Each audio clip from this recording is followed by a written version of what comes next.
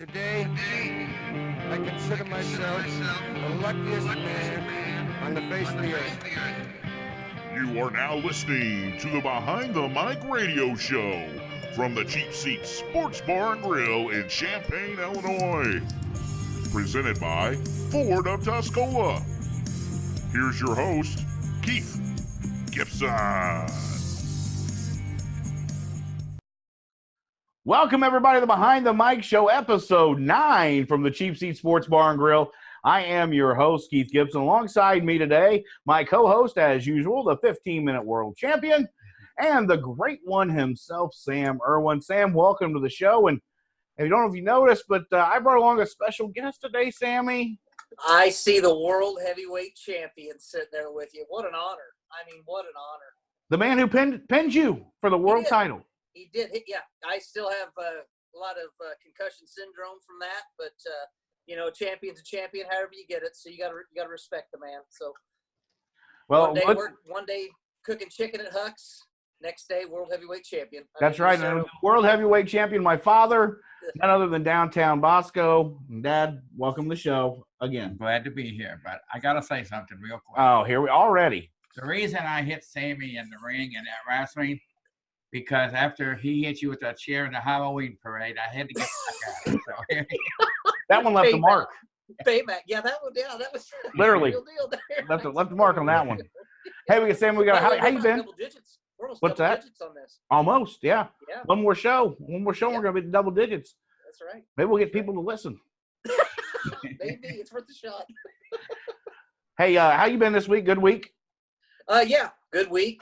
Nothing too exciting going on, but getting ready for the big push for the job. This is our big fiscal close month and all that. So, kind of got that going on this weekend. I just sat back and relaxed and did a whole lot of nothing. So, what about you guys? Not a whole lot going on here. I had to work Saturday. Other than that, not a whole lot going on in my world either.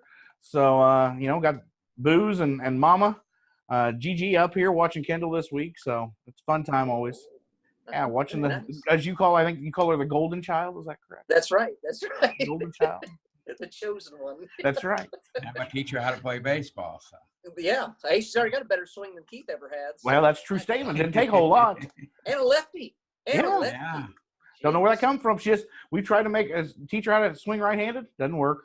Nope. Just let her be. But anyway, Sam, we're gonna a lot to talk about today. We're gonna do our Fast Five here to start the show. Then we'll bring Drew Ferris for part 2 of our interview with Drew, who is, if you didn't join us on episode 8, Drew is a former long snapper for the University of Florida Gators.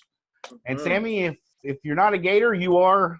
Oh, you're Gator bait. Everybody knows that. So, correct. So that'll be coming up here shortly after our Fast Five. And then, Sammy, we're going to end the show with our Mount Rushmore of pro wrestlers. Yes. And we've had a ton of feedback. Yeah, and it's been awesome. So thank you out there to everyone who's gave us feedback on your Mount Rushmore pro wrestlers. And a lot of differences from a lot of different guys. So it'll be interesting to see who's on yours and even downtown who's on yours. You better have me and Sam on your Mount Rushmore, Dad. That's right. I might throw you my Mount Rushmore. So, Sam, let's get started. The NBA Finals has been a little different than I think people have actually thought. We'll start there with our Fast Five and talk about, has the absence of Kevin Durant been that big for Golden State? And I think it has on a lot of fronts. They got through the Western Conference Finals pretty easily with Portland, but a little different animal when KD's not around for that many games. Absolutely. And, of course, the Raptors obviously are no joke with Kawhi. I mean, boy, is he not a stud. He does it at both ends. He's kind of plays a lot like LeBron used to, before the miles started adding up. LeBron doesn't play a ton of defense anymore. So Kawhi looks like he's taken that. And the Raptors are not scared at all of Golden State. And then when you lose a Kevin Durant, who's a, top 1, 2, 3 player in the league, takes a hit. And then you lose Klay Thompson, who had a leg injury and missed out on a game, then comes back and is not exactly 100%. But Steph Curry's finding out real quick that it's not as simple as what he thinks whenever you're not surrounded by, 2 or 3 All-Stars at all times. So you're exactly right. One night. Yeah, he scored 47 one night, but You got to have more than that. They'll just let him score his 40, 50 points and then just shut everybody else down. So that's what you can do.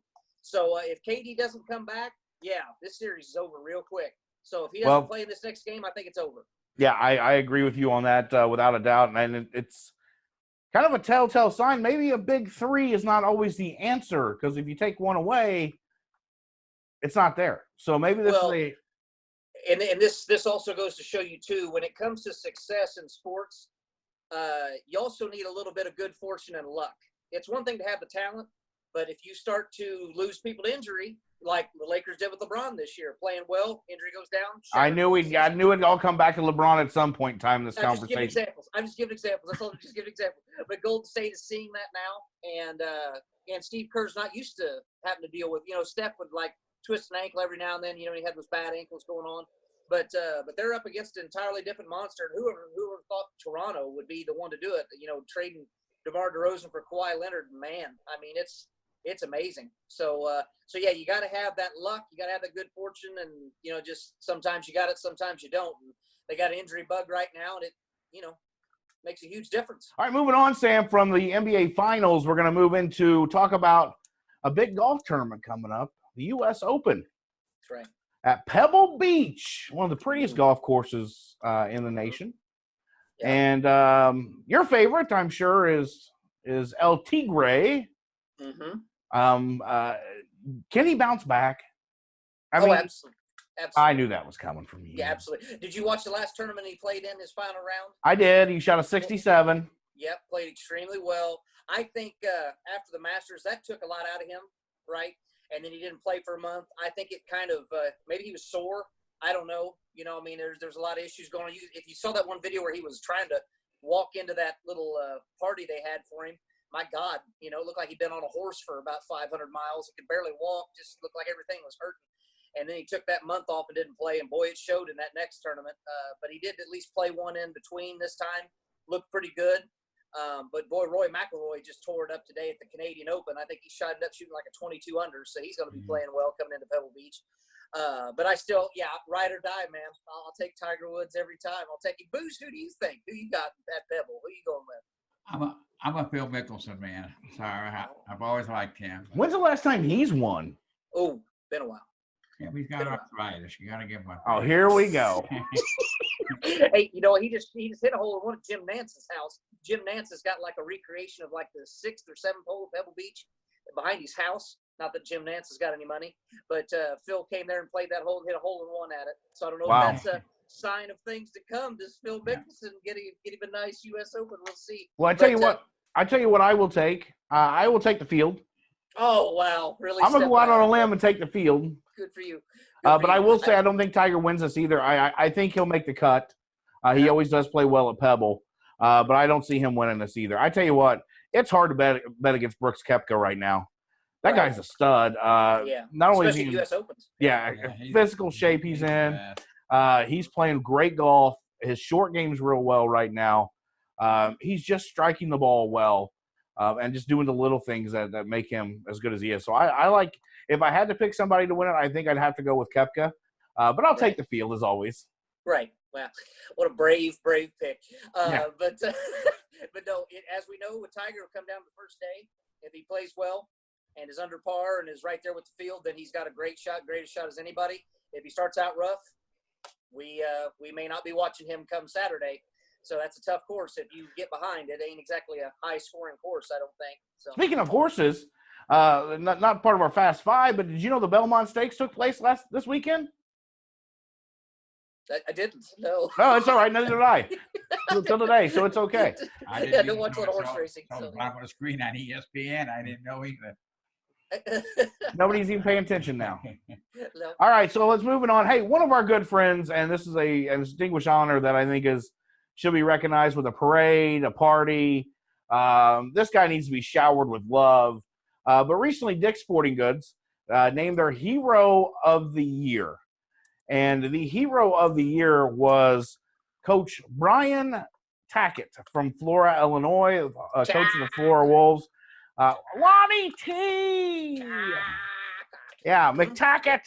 But one of our really good friends, and Brian's going to join us here in a couple weeks to talk about that and just kind of how that award came about. But Sam, the announcement was this week, and I know you and I both, and I'm sure you're downtown, the world champ too. You couldn't be more proud of this guy for what he's really done with the program and to get an honor like this. Oh, absolutely. I mean, the guy, moves back to his hometown, and some people maybe have some expectations and all that of, oh, great, he's going to come back and coach. Or he's not really fully understanding that maybe he had more in mind than just wins or losses. And what he's doing off the field, yes, some of it happens on the field, but in the grand scheme of things, what he's doing off the field hopefully is resonating with his players, that in turn makes them better men down the road. Because, and this is no offense to anybody, that played in Florida or Clay County or anything like that, because we've all done it, is the chances of you getting a D1 scholarship or turning pro or any of that, pretty slim. But the chances of you doing something special in the world down the road is 100% if you pay attention to what people are showing you. Here's how you can make an impact in the world. And sometimes, actually a lot of times, that's far more important than sports. Agreed.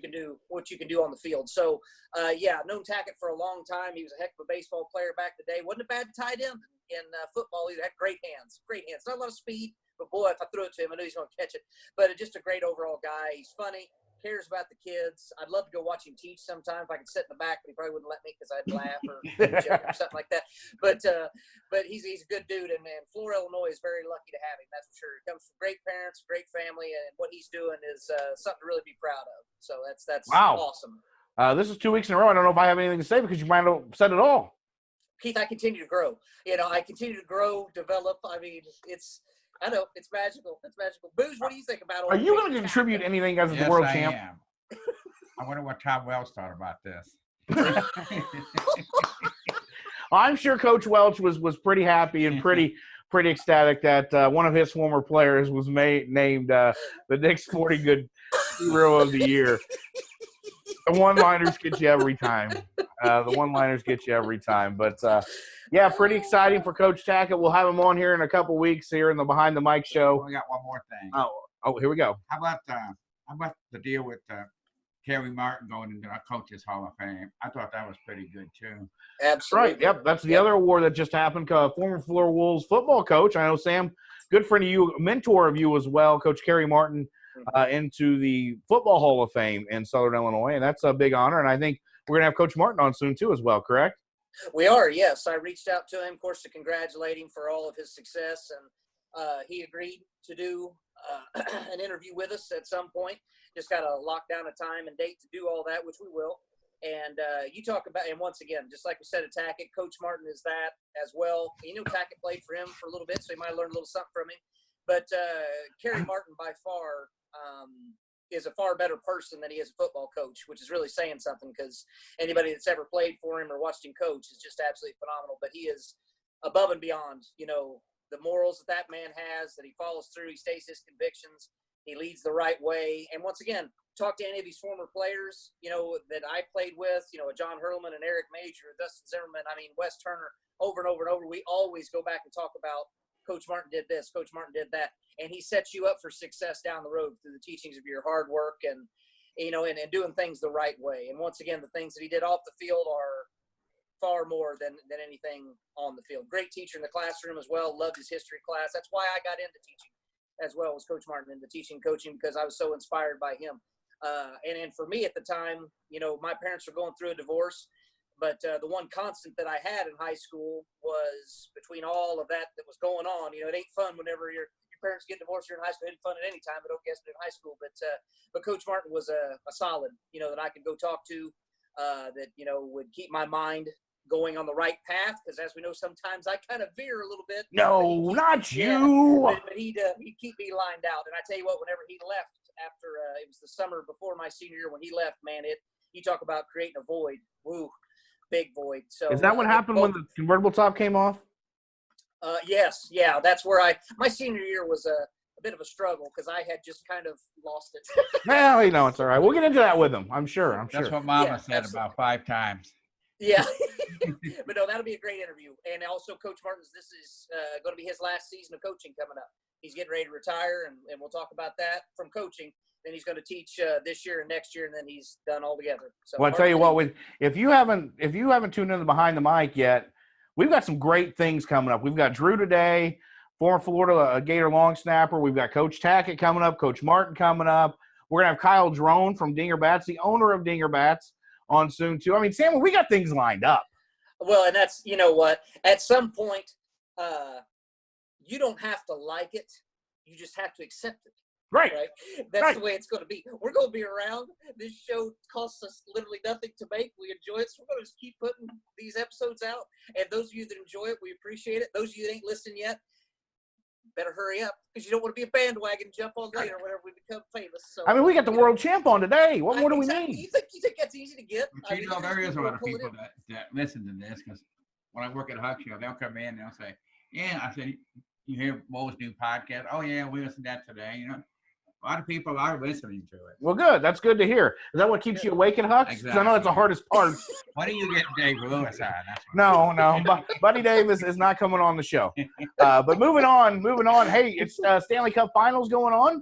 The St. Louis Blues playing well in the Stanley Cup Finals. Got a chance to win their first Stanley Cup. Sammy. Yeah. Is this where we insert the Gloria song or whatever it is? You know what? From what I've been told, as everyone knows, we're not big hockey fans, but That's with a puck. Yeah, I think it's, you know, if they win, play the Gloria, place goes nuts, all that. I think they've got a guy on there named Terashenko or something like that. I don't know. I'm throwing out Russian. Don't be cussing on this show. This is a family-oriented show. But you know what? It is cool to see how the city of St. Louis and all their fans, you know, throughout the Midwest have jumped on and really supported it. I mean, it's really been a cool thing to watch because they're flooding the downtowns. It's crazy right now because they've never had a Stanley Cup. Right. You know, so this is just something very cool, Never especially had a after paper losing, cup. you know, the football team like they did. They needed what Booze say? What did you just I say? said he never had a paper cup. That's very true. They nothing, a whole lot of nothing. But with the Rams leaving town, they definitely needed some good news. So this, you know, is coming at a good time. The Cardinals are just So, you know. Yeah. Good to get They keep falling back there in the standings. It's great. Yeah, yep. Even with the sweep of the Cubs, now they've lost 2 in a row to the Cubs again. So right back down to where they were. So. Yeah. Could be 3. But no, hockey's, you know, once again, in person, great. Love time. it. On TV, can't do it. So But you know, there's a lot of people. Speaking of that, Sam, there's a lot of people who can't watch golf either. Right. Love to play it, and you know, yeah. Hockey games live are unbelievable. Unbelievable, so much fun. Yeah, but who wants to pay $1,600 to sit, you know, real close up? You don't sit close up at hockey. I like up high. No. Yeah. But No, that's what I'm not me. saying. It Right. costs that much to sit. Yeah, it's expensive. My last Blackhawks game I went to, I know I spent $89 for a seat 3 rows off the top. Woo! Wow. Yeah. Wow. And speaking of money and might do crazy things, do you know who's going to be here in November in the big city of Paducah, Kentucky? Who is going to be in Paducah? He's going to be here. He's going to be at one of the churches here delivering a message. Ted DiBiase? No, not you, man. Yeah, I wish I could have. Not Ted DiBiase. One Tim Tebow is going to be in Paducah, Kentucky at a church, and you can buy a meet and greet as a sponsorship for whatever for $1,000. And I'm like, yeah, it's a bit high, $1,000. Like, you know, if it's 500. If it was 500, yeah, that's what I asked him too. Nobody knows who Tim Tebow is. It's okay. You shut your disrespectful mouths is what you do. Yeah. So anyway, all right. What's the next? In the $1.56 in AAA. Yeah, for the bet. Yeah. But he got a double when Sam was there, so Sam was happy. Oh, wow. That's right. Smoked it, baby. That's right. Yeah. So anyway, moving on, Sam. We're talking here. One last thing. Great for the Blues. I hope they pull it off. I hope they bring it home. Not just for them as a organization, but for the city of St. Louis. That city does need, as much as crime has been up and everything else. I hope that they do get it because that will be awesome for the city of St. Louis. And nothing against Cardinal fans, but I don't ever want to see you win another championship again. But anyway, here's the question that you need to ask: is what will be worse, the riot if they win, or the riot if they lose? Exactly. Or the floodwaters. I was going to say, they definitely need some good news. So hopefully if they win, people maintain, enjoy themselves. Especially if they lose by a bad call. Oh, boy. Yeah. You think Ferguson was bad. Oh, Oh, the one-liners again coming at you. All All right, moving on, Sam, in our Fast Five here in our first segment. Let's talk about one topic we love, and it'll be on our last segment, too. That's wrestling. And just so in case you are listening to this and you are a wrestling fan, Sam and I have big news for you. Right. Soon we're going to do a wrestling-only podcast. Yep. Wrestling only. And That's we'll right. bring other guests in to talk wrestling as well, people who are big fans, and we'll talk the state of wrestling, not just WWE, AEW, indie scene. You never know what we'll talk about. We might even talk about the best pay-per-views, and we like doing that kind of stuff, and we know it. So, right. How you think wrestling could be improved? Right. Some well, a ideas lot, out there. A lot. Yeah. So it'll be a very interactive show. We'll get a lot of feedback from it. But this past Friday, Sam, in Saudi Arabia, the WWE put on a show called Super Showdown. Mm-hmm. Boy, I hope they got paid well, because that may have been one of the worst shows I've ever watched in my life. And when you have a main event of two 55-year-olds going at it, it's like putting Booze and Larry Frost in the ring at the same time. That would have been even better, I'm sure. It would have. They said at the time of that match with The Undertaker and Goldberg that the temperatures were well over 100 degrees, which is just brilliant on their part. Why not have it at night where it gets a little cooler for those guys? So you got, like you said, guys are damn near in their 60s out there trying to wrestle. But it was awful. And Goldberg apparently hit the ring post accidentally and gave himself a concussion and then tried to finish the match. He damn near got paralyzed from a tombstone pile driver for The Undertaker that went wrong. He about paralyzed The Undertaker on, his big suplex thing that he does. And then I don't know if you've seen the video that came out later where Goldberg collapsed outside of the ring after the match was over. Yeah. Oh, he did. Yeah. So, when's enough enough? Yeah, they're doing their best to try to kill these guys in the ring now, apparently. So, but that's the thing is over there, those sheiks are paying a ton of money. They pick out the wrestlers that they want to see because they're paying so much, and that's who they get, even if it's a terrible match. And so those of us here that would actually watch it don't like it because it's. But you talk about being 100 degrees. How hot do you think it was when the Undertaker had that coat on, walking down to the ring? He had to be burning up. Well, it takes him an hour and a half to walk down the ring too. So that's a long time, 100-degree week. The entrances for both of them were about as long as a match. Yeah. And you know what? The sad part is on SmackDown. Man, I actually got chills whenever Goldberg was out there and the lights hit or went down. The Undertaker standing behind him. That was a really cool moment. But the bad part is, it would have been really cool if it was about 15 or 20 years ago. Right. But once again, they wait forever to do something, and they try to cash in on something. I don't know if you watched that first match with Brock Lesnar and Seth. I don't know if you noticed Paul Heyman coming in the ring and he fell down over the ropes. That's what I did at your wrestling match. No, you were pretty smooth. You got another. You were good, man. Yeah, you're the only one of the three of us that didn't screw up. That's true. He was on cue of everything. Yes, but so Sammy, not a great show, but they do get paid wealthy. WWE as a product right now, not great, and we'll talk more about that in our wrestling podcast coming up here. Get prepared. We're still trying to figure out a name and logistics of everything, because we want to get a couple other guys involved too as well to give you like a round table, if you will, Sam. Yeah, absolutely. Yeah. How many guys can we get on one podcast? I'm not sure, but I'm sure we can probably get 5 or 6. Oh, nice. Well, we got 3 world champs right here. And then 3 world champs. You bring in a chump, and we're good to go. How about John Yates? There's the chump, and there's the. There we go. Perfect. Perfect. Boo's the king of one-liners.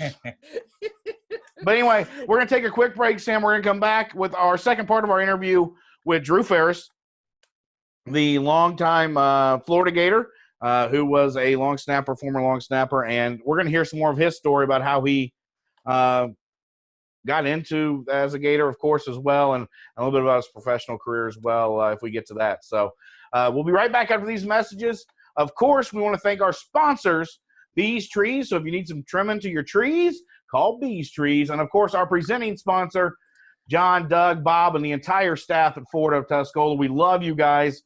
Fantastic people down there. Sam bought his car. I bought mine from there, both of them. And just excellent service, excellent people, and a great selection of new vehicles and used. So make sure you give FordofTuscola.com a check if you're looking for a new pre-owned vehicle. But we'll be right back. Bees and trees can, trim up for you. And then if you get your truck from Doug at Ford, you can haul away the brush if needed. Right. So it's a win-win. Win-win for everybody around.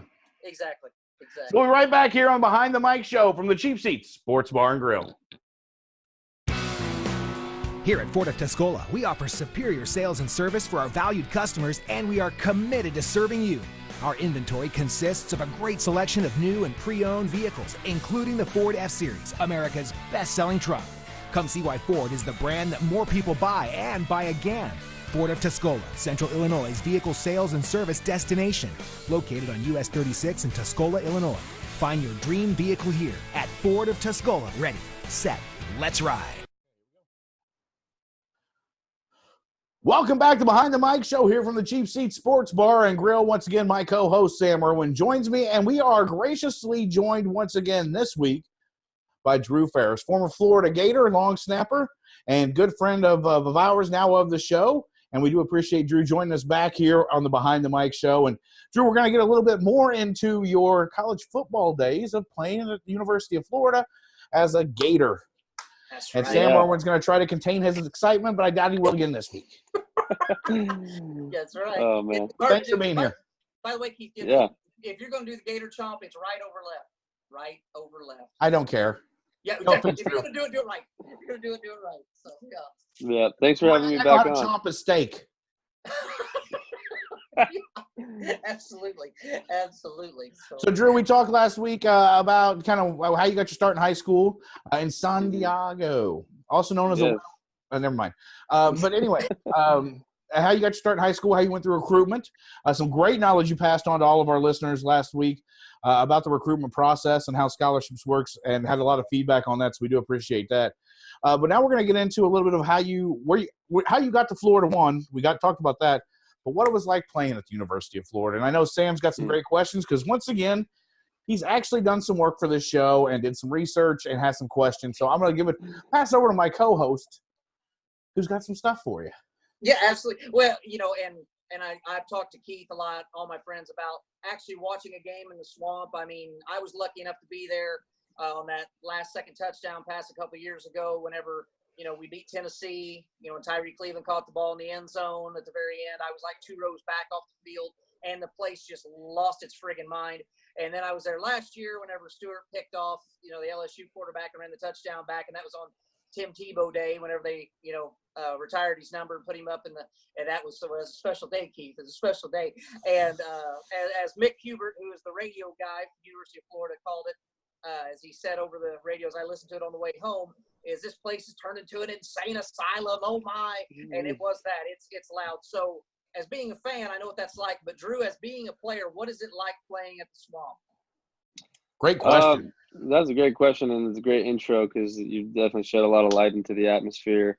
It is a one in a, I want to say what I want to say. It's a one in a kind type of place. Like I played, throughout the SEC, that's and stuff like that, and there's some great stadiums, but to play in the Swamp is unlike anything else because of how close the fans are to you and how loud that place gets. And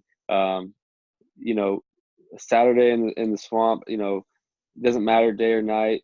When the fans get into it, I mean, it is. I'm getting chills thinking about it. It's really hard to explain, but it's live, man. It is live, and people are, people come from all over the state of Florida to come watch us play. They drive for hours, at times. They spend or from Southern Illinois, if you're totally insane. Yeah. That's right. They come from all over the country, so it's a special place. It's a special atmosphere.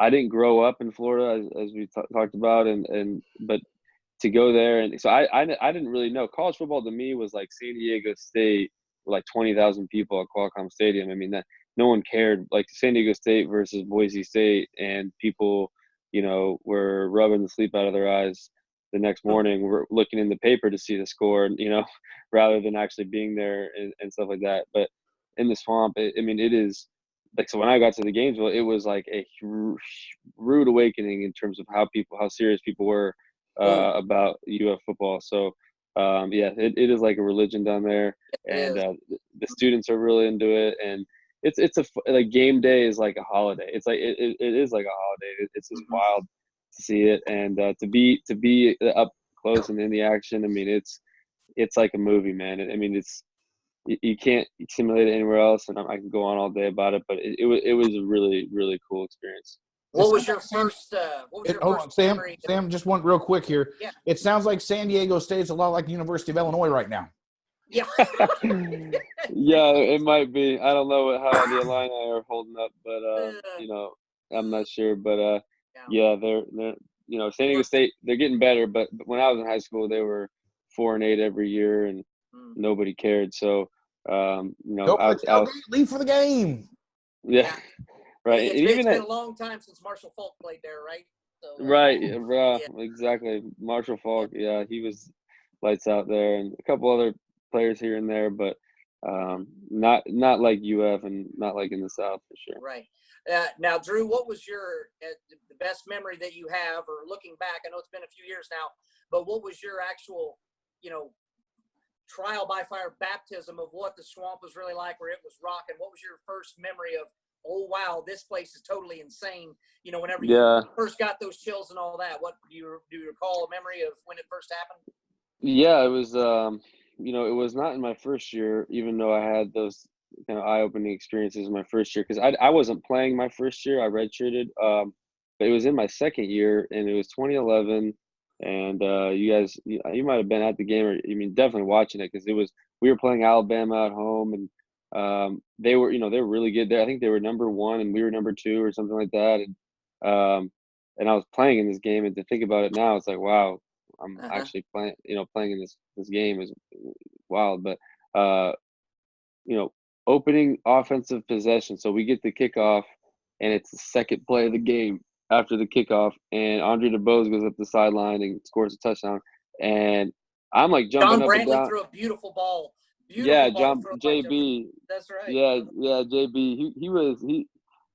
We'll go talk about him maybe some other time. But yeah, JB threw a great pass, and I was saying in a good way. I mean, he was such a great guy, and he just got so much flack from the fans, and he didn't deserve it. But he followed. I felt bad because of who he followed. So right, exactly. So, but anyways, up the sideline, under the Bose touchdown. I'm like, we're just jumping up and down. I couldn't believe it, and the entire stadium is like, I mean, it was shaking in there. Like, it was so loud, and you couldn't hear the person next to you, like, or anything. And I'm like, oh, you got to snap the extra point. And whenever that happens, you're not really ready for it, because you're thinking, okay, you're really ready to snap a punt, because okay, our offense is on our own 20. We're 80 yards away from a touchdown. Like, a couple of plays will have to be ready to go out and snap a punt. But you got to be, when that lightning strikes and they score a touchdown, you got to be ready to snap a field goal too. So that's one of the things about being a snapper. But anyways, that experience, or that touchdown really opened my eyes to, like, wow, like, this is what Gator football is all about, and this is how intense people are about this. So that was my eye-opening experience. Very cool. Question for both of you: Ben Griffin Hill Stadium holds how many people? 80? No. 94,000. Depends who they can squeeze in there. Something like that, right? Yeah, it's 88,000 seats, but if they pack it in, it's 92. Yeah. It's a lot of people. Yeah. It's a lot of people. It's actually not. It's not the most in the SEC, but no. Yeah, and the way the stadium is constructed and built, like, for instance, like Michigan, the Big House, it's more like a bowl, right, Keith? Yeah. And like Notre Dame, it's like a bowl. Old stadiums like that, but Ben Hill Griffin Stadium is almost built kind of like up like this. So that's what also, of course, you got 92,000 people there, but also the sound, it isn't as spread out. It doesn't go out like this. It goes up. Straight up. So yeah. So it's like so intense. It's rocking, like Drew said. Yeah. So he even says it on the field that you can't hear the guy, beside you in the stands. When it's like that, it's like a frigging rock concert of rock concerts, and you can't hear the person beside you, because people have lost it. I mean, it's incredible. I mean, like Drew said, I get chills just talking about it, because it's just incredible. I wish everybody could go and enjoy, even if you aren't a Gator fan or whatever, go to these big universities if you can, to these big games and stuff like that, and be a part of that when a big play happens, because there's nothing like it. I mean, it's just incredible. Drew, no offense to you, and Erwin, I don't care about you, but I am not a huge Gator fan. But Swamp is one place where I would love to go to watch a football game. I just, what's that? What's that hat back there with the F on it? That's a Florida Wolves hat. That's where it's our alma mater. Our hometown. Yeah. Yeah.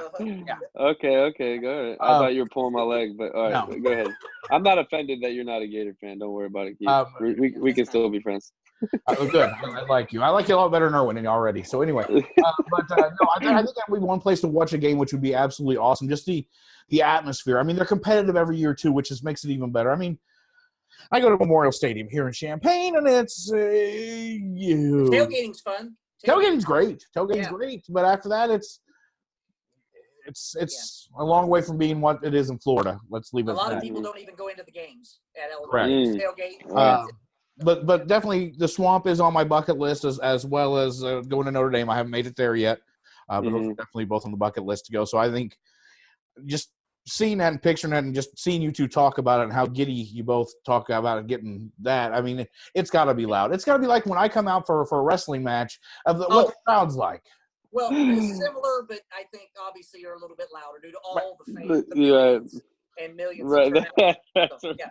And Drew, you played, moving on a little bit, you, of course, at the University of Florida, you were coming in as basically Urban was on his way out. Urban Meyer, who had a lot of success at Florida, and then he moved on to Ohio State after he took a break to, get away from the University of Florida. Then shortly after was at Ohio State, which we can talk about that later because I'm still unhappy about how that went down. But anyway, so the next coach that came in, once again, tough act to follow when Urban leaves, is Will Muschamp. And my first experience watching Will Muschamp, I went to a very early on game that year, and I'd heard about, he was intense and all that from where, he was a defensive back coach. But then they brought him as a head coach. I thought, well, let's just see. And I had, good seats because it was an early season game, and you could get, cheap tickets at that point because you were kind of playing powder puffs at that time. Things have changed these days. But it was a powder puff game. And I'm sitting basically 50-yard line, about 20 rows up, great seats. And you guys at that point were up like either 21-0 or 14-0. Things were well in hand. But something the defensive backs did upset him greatly because he took the group over and he's got a big whiteboard and he's drawn it out.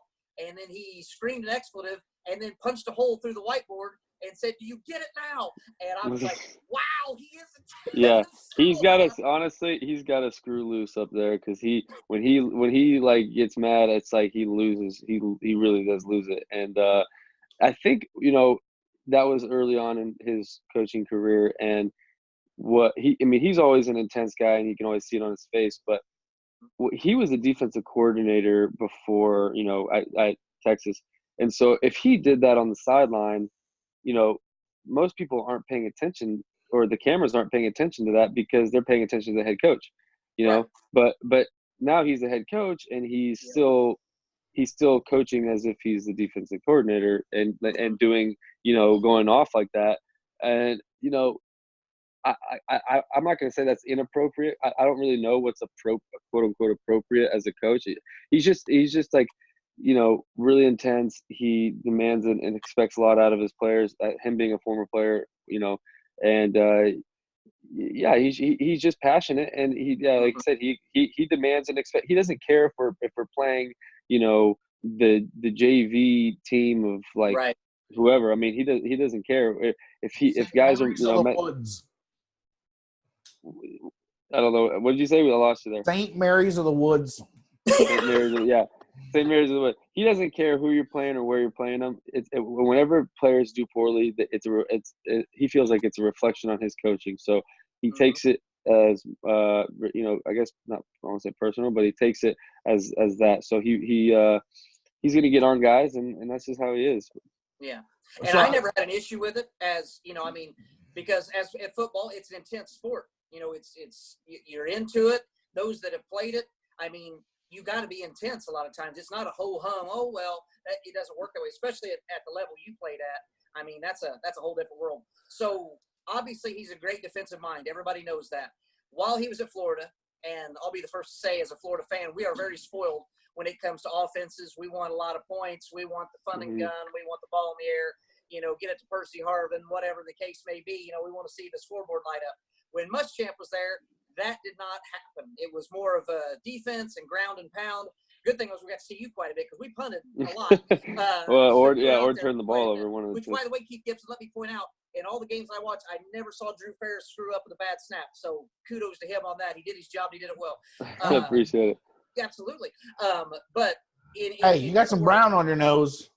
I'm stating facts. I am stating facts. You're stating facts, Keith. Oh, my goodness. I You do a little appreciate the research, fact. and all of a sudden he gets a big head. but in your eyes, as you were there, obviously, like I said, he was very into the defense. It seemed like a lot of time, as a fan, that we were kind of playing for the defense. The way we play offense was just kind of flip the field, and set up for the defense. And if we won 13-10, he was thrilled, or 3-0, or whatever the case might be. As a player, what did you see as, because people on the outside thought that Muschamp basically got in his own way. He got kind of in the offensive coordinator's way. It didn't mesh well, but that's what the outsiders think. As a person on the inside, what do you think happened? That's a good question. And as a long snapper, I was able to observe a lot of practice. So my perspective, I mean, like you said, I was up close and I was in all the the team meetings, and I was up there in practice and watching and everything. And there was definitely a mindset change for our offense when Muschamp got there.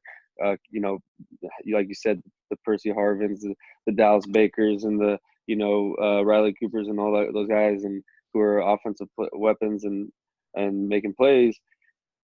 He gets there, and it's like, yes, I want to run the ball and to control the clock and play good defense, and that's how we're going to win. And that didn't sit well with Florida fans because, like you said, they're spoiled with that offense. And I don't think he got in the way of the offense. I think the problem was he didn't do enough. He just what he did, and he just, maybe he'll probably admit that this was one of his mistakes, is that he just thought, okay, I just need to hire an offensive coordinator, and then he'll take care of it, and I'm just going to focus on my defense. So he kind of it's like when you're owning a business, it's like there's a fine line between like delegating something to somebody else and then actually being enough involved in it. So he hired show. Yeah, right. So he had I don't know how many different offensive coordinators. He had Brent Pease, he had Charlie Weiss, he had Kurt Roper. I mean, I don't know. Charlie Weiss. And when we brought in Charlie Weiss, I thought, this is it. Because if we get Muschamp's mind for defense, because we were phenomenal on defense, then we get Charlie Weiss, who's had a lot of success, at the NFL level. Now, granted, he had Tom Brady. That helps too. But he was a very good offensive mind. And I thought that was going to work out well, and it didn't. Let me ask you this, Drew. Did it almost feel like two separate teams? Like there was Muschamp's defense, and it wasn't like a mesh? You know what? It's funny you say that, because now that I'm thinking about it, when I was with Tampa Bay this past preseason and off season, the Buccaneers, and the offensive coordinator they had there was Todd Monken, and he used to be the head coach of Southern Miss, I believe, head coach or offensive coordinator. I believe he was head coach of Southern Miss, and he knew Muschamp. I was talking to him about this at lunch one day this last year in OTAs, and he was telling me he came to visit UF during one of our spring practices to learn about, learn from UF and learn about our practices and stuff like that. And he said this is his thought, and this is an outsider who was a head ball coach at Southern Miss. He came in and he told me this. He said, it looked like there was gleaming sunshine on the defensive field, and then when you looked on the offensive side of the field, it was like pouring down pissing rain. And and he said it was like two different fields, two different teams. It's like you had your defense, who was shining bright and things were dandy and things were going well, and then on the offensive side, it was a shit show. It was a shit storm, and pardon my language, but I never felt like I was two separate teams. Like I didn't feel like I was on two separate teams with my teammates, but it did. Obviously our defense was doing well and our offense was really struggling, and I think it had to do with coaching, because we had really good players on offense. And so I don't know. I couldn't pinpoint it. I don't know exactly why. Obviously our play, I don't know what it was, to be honest, just because I wasn't an offensive player, but I just know that the offense wasn't getting the same attention from Coach Muschamp as the defense was, and it was just we just didn't have that offensive spark, I guess. Right. I know that feeling. I never get the attention either. I get it.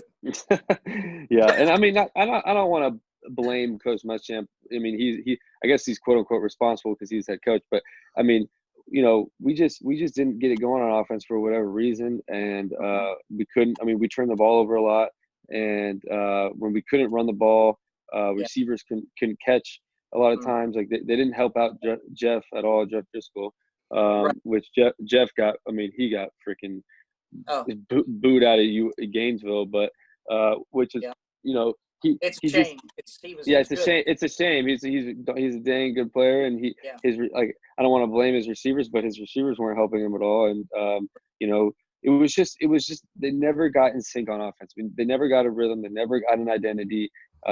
Yes, it was like two separate teams, I guess, but I don't know. I don't like to blame anybody. I don't like to blame Coach Muschamp for that. But we just couldn't get it done on offense, and that's kind of why we struggled.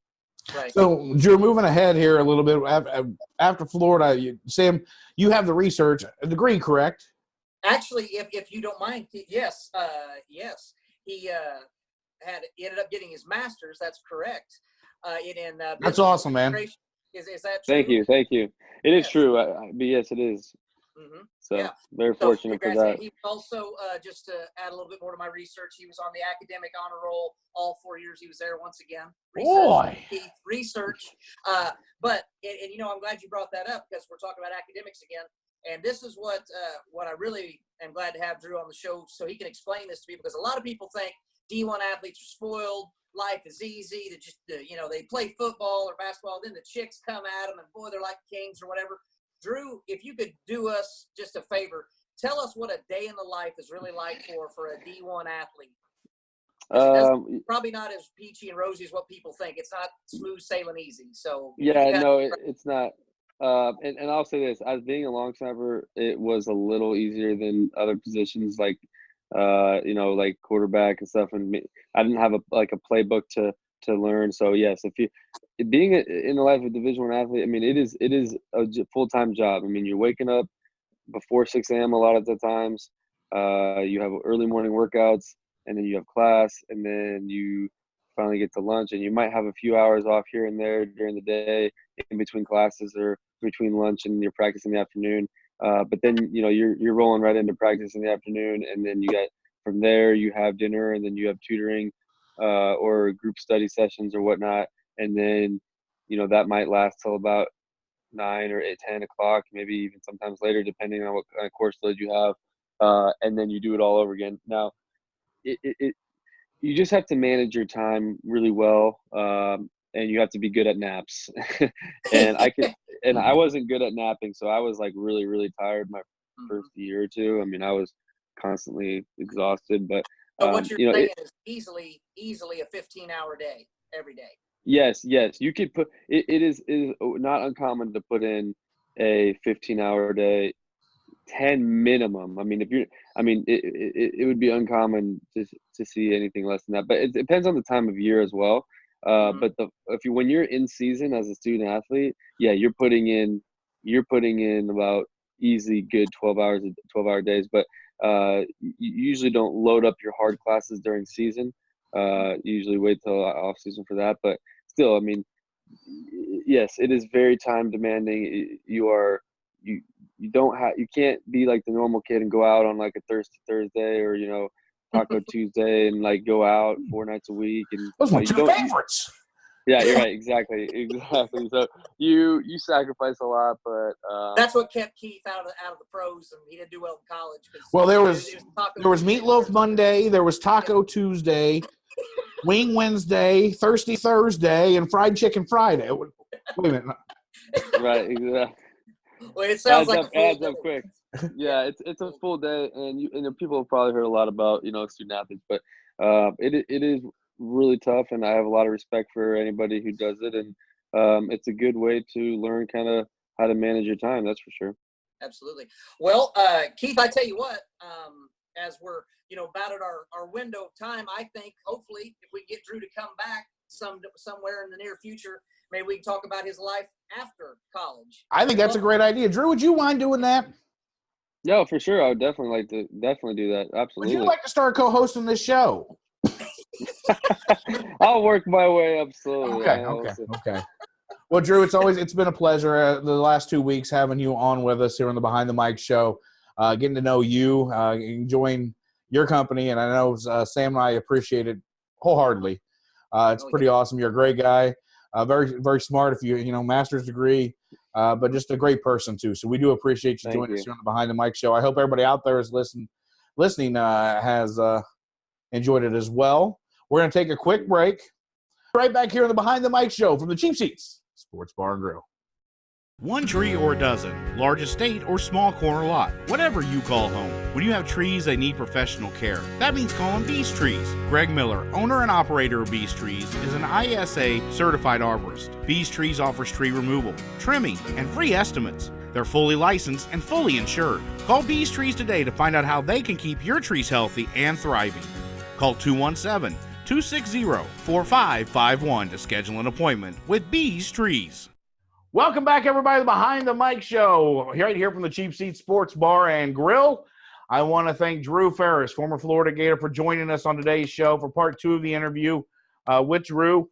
What a pleasure it was, Sammy, to have him on the show. I know you were giddy as a schoolgirl the entire time he was here, and why wouldn't you be as a big Gator fan? So, absolutely. Drew, not just a fantastic football player at the University of Florida, what a great human being as well. Absolutely. Great student. Kid's definitely got a bright future. If professional football doesn't work out, he's going to be just fine. But great insight. It's really nice to get inside the mind of a D1 athlete, to talk about what their day's like and then what it's like in the pros and all that as well. It's pretty good insight. So it's nice of him to give us some of his time to do that. So I'm pretty sure he had fun, Sammy. I think he wants to come back, which why wouldn't you want to come back and join our show? I was going to say, at the fun house, why wouldn't you? I mean, it's a great time here. So. Well, we're going to make it even more fun. It's time for the Mount Rushmore. And this week, Sammy, we are doing a hot topic. We've had more input, more feedback on this than we've ever had in all 9 episodes. I think you're right. Yep. And it's the Mount Rushmore. Dad, you ready for this? I'm ready. Of pro wrestling. And that's right. You better put me on top. I got that top all right. Sammy, we had some feedback. I'm looking here at our Facebook page, and a lot of variations of Mount Rushmores. I mean, you're talking guys from, have Ricky the Dragon Steamboats on some. Wow. Terry Gordy, Dick Murdoch. Yeah. Jake the Snake and Bam Bam's on a couple. Brian Tackett threw Bam Bam Bigelow in. I don't know if he's watched wrestling in 30 years, but. Well, I think they had the same eating habits, to be honest. Jerry Vaughn may have the best one. Jerry Vaughn had Nathan the Real Deal Cook on his Mount Rushmore, along with Z-Dog and Buff Cessna from the old Extreme Apartment Wrestling days. Right, yeah. One of the greatest videos I've ever seen. Yeah, it's fantastic. But, some guys, Hogan, Flair, Rock, there is such a wide, so many guys you could put on Mount Rushmore, and so many guys have different perspectives on that. Yeah. I mean, some guys. And here's the thing, too. You could break this down into, the Mount Rushmore of cutting promos, the Mount Rushmore of in-ring performers, the Mount Rushmore. I mean, my God, you name it. It could go on and on and on. And you know what? That's why we're creating a wrestling specific podcast. Yep, that's right. So we can talk about all those. So we can talk about ourselves and how legends we really are in the ring. Yep, absolutely. So how would we, to those of our fans that are listening, the tens and tens of fans around the world that are listening to this podcast, is how are we making our Mount Rushmore on this show? What are we really putting this in? What's the parameters of this? Is pro wrestling, so I don't care. Performer, it's your own opinion. So I mean, what are your 4 guys in pro wrestling who have really belong on top? Bad Pondo. Hey, he's done a lot. He's St. Pierre. You never know. You never know. But Sammy, so let's start with our and downtown. The world champ is going to give his Mount Rushmore too. Now, ladies and gentlemen, and just in case, you got to remember he is 167 years old. No, I'm kidding, Dad. I'm kidding. But he is 67 years old. But I've watched a lot of wrestling. You have. That's right. Many of wrestling. If you put the Moondogs on there, we're just going to cut your mic off now. But we're going to start from the bottom and work our way to the top. And I'm going to let the world champ, Sam. I think it's only fair that we let our guest. Yeah. And since he is the world champ, go first. So Put 4 guys. I want you to tell me just your number 4. Number 4 is handsome Jimmy Valiant, the Boogie Woogie Man. Oh, the Boogie Woogie Man, boy. Handsome Jimmy Valiant, you put on your Mount Rushmore. Yes, sir. Well, I can see how this is going to go already. No, Jimmy Valiant did a lot of great things back in the 70s and 80s for wrestling, and was one of the most beloved wrestlers, really, until Hogan came around. Yeah. He brought wrestling back in the days. Right. Right. And handsome Jimmy Valiant. So, Sammy, I'll let you go next. Who's your number 4?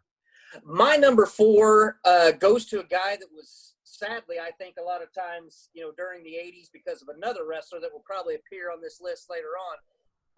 But the guy could cut promos like nobody's business. Was in commercials all the time, really spread it out there. He's been in movies. He was also a fantastic in-ring performer. My number 4, without a shadow of a doubt, is Randy Macho Man Savage. I think he was underrated, and I think he was absolutely fantastic through the 80s and 90s and really put on a great show. In fact, he wrestled out at the county fair in Florida. He did. I got my picture with him. I did too. Absolutely, I did too. So yeah, I don't think he gets enough credit. And like I said, one of the best promo cutters of all time, and in ring. I mean, he did it all. Crap. Oh man, you don't have to like it, but you have to accept it. Yeah. So many one-liners, so great. So yeah, that's my number 4. Well, my number 4, I think, will be a fan favorite of yours, but he's not any higher than number 4, and he barely made number 4. But he did so much to bring wrestling back from where it was in mid-90s that I think without him, I don't know if we still have wrestling today. And that would be the one that says DTA, don't trust anybody. And that'd be Stone Cold Steve Austin. Oh, okay. You got him at 4? I have him at 4. Woo. Okay. I'm interested to see the rest of your list. All right. Yeah, Stone Cold did a lot to bring wrestling, especially through the Attitude Era. Through the Monday Night Wars. But yeah, I have him at number 4. He made an impact, but I don't think he made as impact as what I have my other 3 as. So that's my number 4. All right. Who's your number 3? My number 3, I'm going to say it's a tag team, if I could do that. You can, yeah, sure. Do whatever you want. My number 3 is the Road Warriors. Back in the day, they were the best tag team around. They won titles. They call up different organizations. Yep. Wow, I didn't even think about that. Look at you. That's why we bring you on the show. That's why the world champ's here. But that's a wonderful call. The Road Warriors did so much in the AWA, in the UWF, WCW, NWA, WWF.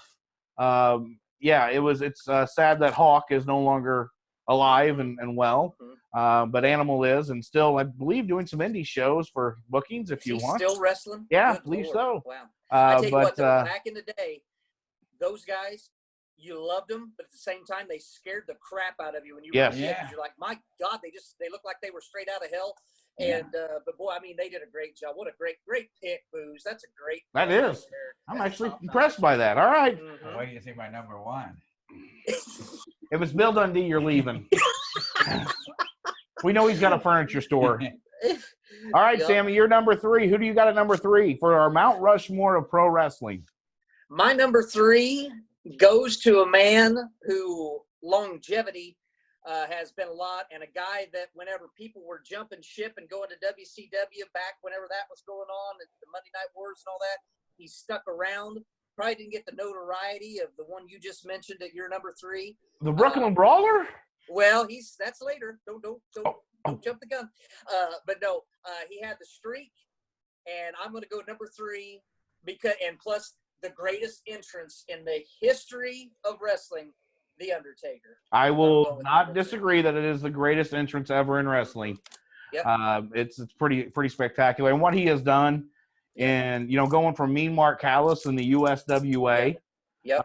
He was a skyscraper in WCW. And then Vince McMahon brings him in 1990.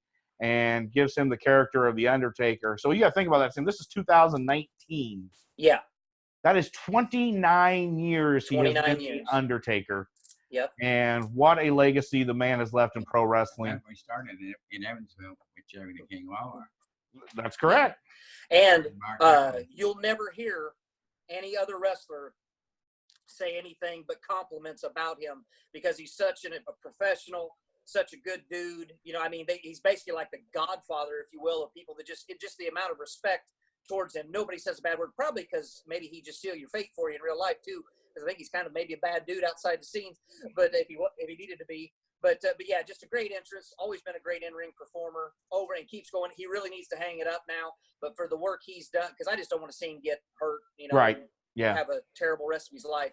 But I mean, the what he did at WrestleMania alone for all those years and just continue that streak was just phenomenal. Just phenomenal. And how he never smiles, I don't know. Stays in character. He's just incredible. All the time. Man, rarely do you see footage of him. Maybe Stone Cold got him to crack up once with a beer in the ring or something, but it's rare to say the least. So, sure is. All right. Well, great pick at number 3. He didn't crack my top 4. Okay.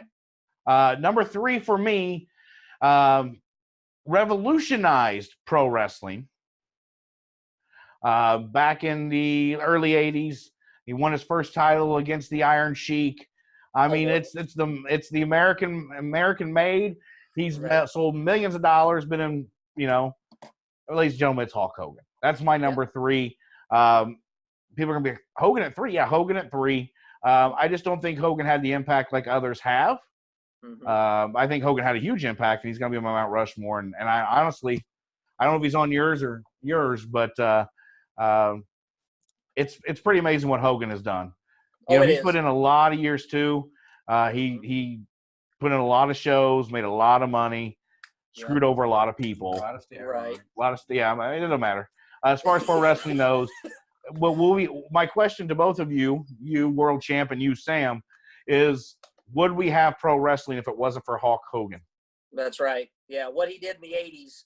I mean, I was a huge Hulk Hogan fan when I was a kid in the 80s. I had the shirt, I had the hat. I mean, didn't miss every Sunday morning, back when they were wrestling the jobbers every Sunday morning, but we still considered it wrestling. But yeah, I mean, he put it on his back and made it to what it is today. You wouldn't have it without Hulk Hogan. That's for sure. So yeah, I mean, was he the greatest wrestler? No, God, no.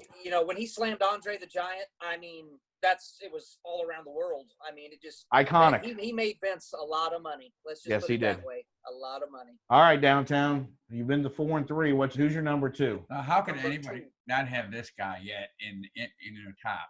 The American Dream, Dusty Rhodes. Ooh, he has done for people in wrestling everywhere he goes. Everybody loved him. Everybody, he's been wrestling for years.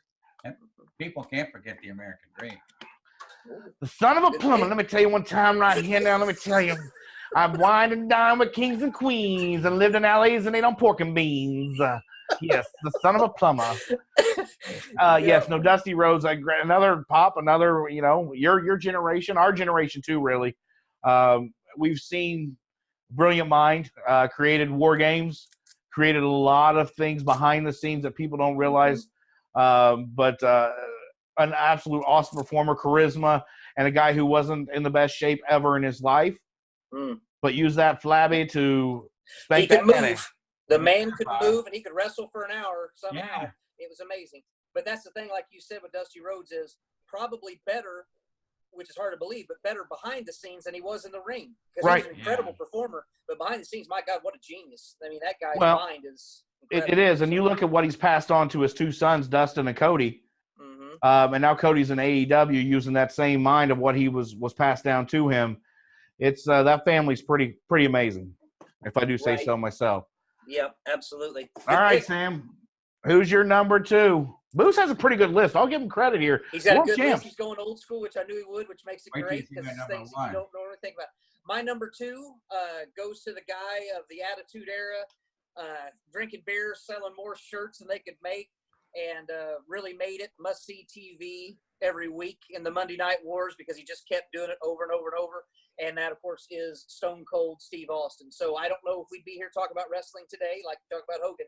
If Stone Cold wasn't there in the 90s to get that explosion during the Monday Night Wars, WWE might not be around today. So that's very true. I think a lot of credit goes to him on that and what they were able to do during that time. Now, granted, it was a collective group. They all put on a great show, but Stone Cold was definitely the leader of that Attitude Era and that movement. So that's definitely my number 2. So Number 2, who do you work for? And you, sir? Number 2, my number 2 is a guy who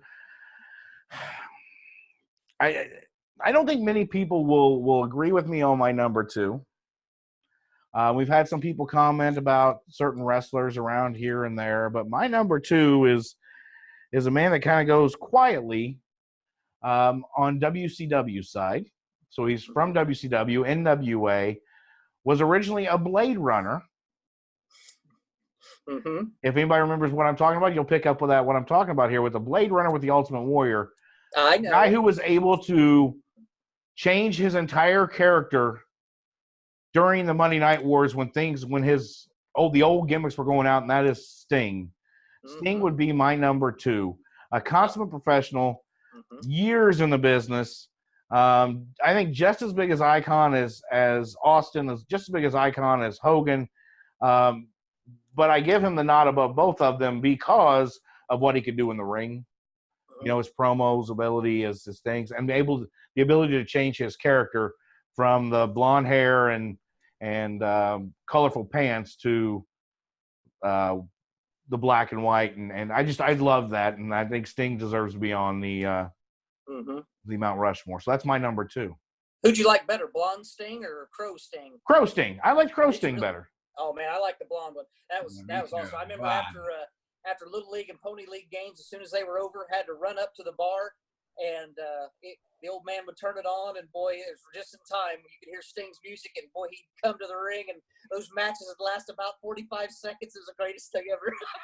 I loved watching. I loved the Crow Sting because of the storytelling, the way it all was happened. That's why I like that one better than the blonde one. Okay. All right. Downtown. Okay, my number 1. Hold on. Oh boy, this is big. If this is Bill Dundee or Jerry Lawler, just put your microphone down. This guy. They ruled Memphis wrestling, though. Let's not forget. This guy, my number 1, was an icon when I was younger. A biggest icon is Hulk Hogan, Stone Cold Steve. In the day, that is Dick the Bruiser. Oh. He was the man in the 60s, 50s, and 60s when I was growing up. He was the main man. Yep. I've heard a lot of people say that. Dick the Bruiser. Yeah. You may be the only person who has Dick the Bruiser on their Mount Rushmore, but I'm okay with that. Man. Great perspective. Back in the day, Great perspective. So, yeah. I'm actually impressed with your Mount Rushmore today, Pop. I mean, you put the Road Warriors on there, and I don't think anybody in our feedback mentioned any of the Road Warriors or tag teams or anything like that. They put that on there. They might be the only tag team that I would put on there, to be honest with you, Sam. You? Man, yeah. I mean, God, you'd have to think back to the Road Warriors. Steiners, maybe the Steiner brothers. Maybe. Maybe, but they're not like the Road Warriors. I mean, come on. The Road Warriors are pretty amazing. So, yeah, definitely. All right. Yeah, great list, Booze. Great list. Man, great list. I'm actually proud of you for that. I knew I brought you on the show for a reason. I've been saying all day to save that, so I can say that. Okay. All right, Sammy. You've had, you've had Macho Man. Yep. At 4. Who'd you have at 3? Undertaker and Austin. Yep. Who is your number 1? My number 1 is the 16-time kiss-stealing, wheeling dealing, son of a gun, whose shoes cost more than your house, and that is one Nature Boy Ric Flair. Probably, to me, the greatest in-ring performer ever. Guy could do 60-minute matches like it was his job and somehow drink like a fish. I mean, the stories of this guy and the things that he would do, but he was wrestling in a much, I guess, smaller territory than, especially whenever WWE started to go nationwide. They were still battling down south, but he was just phenomenal. And I mean, promos, good God, I love the promos alone. I just sit and just laugh until I'm damn near crying because they're just so good. And I mean, he lived it. That was the thing, is he lived his persona. It was just him, that was the thing. But phenomenal performer, 16-time champ, and he is wrestling to me. So just because of everything he's done, and hopefully they don't eclipse it. Hopefully they leave that alone. if that's one sacred thing we can have, but who knows? So that's who I went with. Well, I guess I'm done. Who you got? Yeah. Is that who you had too? Yeah. You got Jerry Law. My number one is the Nature Boy, Ric Flair, and boy, you are improving. I guess gotta give you credit. I mean, I go in depth, baby. I go in depth. Credit where credit's due. I mean, Flair, you're right. I mean, if you haven't watched any of his documentaries, go to the 30 for 30 was phenomenal. The 30 for 30 was amazing. Yeah. The guy who could go out and drink till 4 a.m. and then be lifting at 5 and performing for a 60-minute match with Ricky Steamboat, Savage, Sting. It doesn't matter who you put in the ring with Ric Flair. He performed and put on a show. And you're right, the promos were fantastic. And I don't think, even though he was in WCW, NWA, he had the belt so many times that he was the world champ. And he would also put people over because he knew that's what was best for business. That was Right. back in the day when he knew how to work the crowd, how to tell the story, and all that. So, he was phenomenal at that. So, besides to kind of go, since we got a little time here maybe, is who did you guys wish you could, like if there was a little longer list, who did you leave off that you hated to leave off that deserves maybe an honorable mention? Well, I'll tell you, that's a great question. Look at you. It was mentioned in our feedback on Facebook when I put the question out there on the cheapseatsbar.com Facebook page. If you haven't visited there yet, make sure you do. Great content always. But Vincent Kennedy McMahon was tough for me not to put on the Mount Rushmore. Mm-hmm. It really was, because I think without Vince McMahon, there is no pro wrestling. And as much as I know you and I talk off the podcast and day-to-day stuff, it's almost time for Vince to hang it up. Yeah. But without him back taking over his father's business and turning it into a global phenomenon of what it is now, that was really hard for me not to put him on there for me. Because to me, with Vince McMahon, to me, the greatest heel in the history of professional wrestling, when him and Stone Cold were going at it there for those couple years, whatever it was, he was the greatest heel, the best facial expressions, and he got in there. He wasn't a great wrestler, but that guy took a beating. And this is a billionaire, and he'd go in there and do some really stupid things, to sell his company. And he had great ideas for a long time, but like you said, sadly, I think his time, as it comes to us all, Father Time is undefeated. But yeah, he definitely deserves, obviously, all the credit because, he's the one that pushed it. But Booze, who did you leave off that you maybe wanted on there? Well, here's one I was going to put on there, but he just didn't fit, was Roddy Piper. Oh, okay. Piper. I thought Piper's Pit, baby. He did give promos, and he had some great matches. Uh-huh. Had them dog collar matches with Greg Valentine, and, he was tough. Boy, you're talking early 80s. Well, I'm old. I know, but that's awesome. That's awesome. Absolutely. It gives us a whole new perspective, especially the younger listeners who do listen to us, that, wrestling's been around for so long that there's so many great stars who have came through. Oh, yeah. Same as it currently goes, though, I'm still waiting for that new star to come up. Yeah, we're still waiting because that's definitely what the WWE's been missing for a long time. If you remember, people not so long ago were saying Becky Lynch, a woman was going to be the next Stone Cold, and oh my God, a new era, and that's already fizzled. Yeah. So that already lost momentum. So it's once again we talk about people and their attention spans, and it's very short. So I don't know if you'll see a big star in a long run like they used to have. I just don't know if that's possible. But some people that I left off on my list that I wish I could have included, like you guys said, Hulk Hogan. I mean, I was a huge fan growing up, but I kind of went with more of the, overall wrestling abilities and things like that. But he was great. And also, we can't forget The Rock. That guy, whenever Stone Cold left, now granted, when him and Stone Cold were going back and forth, that was epic television. So great. The back and forth. And then if you remember when Stone Cold got mad, took his ball and went home, The Rock had to carry the show for a while till Stone Cold came back around, and The Rock got big. So, but there's so many others, and one that needs to for sure be mentioned is one of my favorites that I watched on WCEE 13.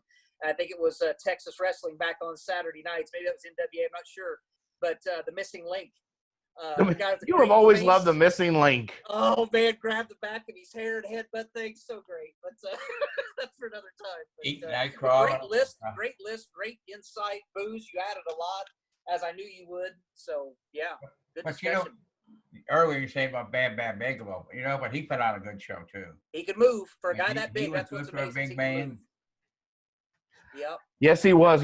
For as big as he was, the guy could do cartwheels and do everything, head flying headbutts. And we got just a few seconds here, but I want to tell everybody, make sure you keep in touch on cheapseatsbar.com. Make sure you stay in touch with our Facebook page. If you are a wrestling fan, you're going to see some more content of straight wrestling shows, podcasts coming up from us. You're going to see some straight baseball shows coming up from us too. We're going to try to give you diverse and as much content as we can. We thank each and every one of you for listening. It is a lot of fun for us to do. And as Sam said, it doesn't cost us a dime, just a little time. And I will be back. Yes, absolutely. I'll make a box of chicken. We'll all have time. All right, ladies and gentlemen, for my co-host, Sam Erwin, for my father, who I love doing this with more than anything in this world, you guys have no idea, downtown Bosco, the world champion. I am Keith Gibson. This has been the Behind the Mic Show from the Cheap Seats Sports Bar and Grill. You got it. Check out the all-new Ford of Tuscola. It's a small-town feel with great big deals. Pre-owned vehicles starting at $24.95. Online at FordofTuscola.com or call 217-253-3353.